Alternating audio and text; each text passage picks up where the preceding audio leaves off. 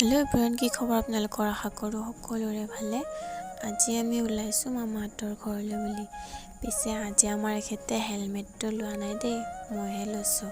মূৰ বিষাব যে, ইমান ৰ'দ দিছে। আজি পিছে আমি বেলেগ এটা ৰাস্তাৰে আহিলোঁ আৰু এইখন মই পঢ়া LP স্কুলখন, য'ত মই ক্লাছ 2ৰ পৰা পঢ়িছিলোঁ। তাৰপিছতে আমি আহি পাই গ'লোহি মামাহঁতৰ ঘৰ। আহি পায়ে খালোঁ ফ্ৰিজৰ পানী আৰু চাহ পানী খাই উঠি এয়া আম আনিছিলোঁ মই ঘৰৰ পৰা, আম ৰুকি আছোঁ। সকলোৱে হেনো খায়। তাৰপিছতে সকলোকে দি ময়ো খালোঁ। আমখিনি খাই উঠি এয়া ভাতকেইটাও খাই ল'লোঁ। আৰু ইপিনে আকৌ আজি মামাহঁতৰ হাজিৰাও লগাইছে।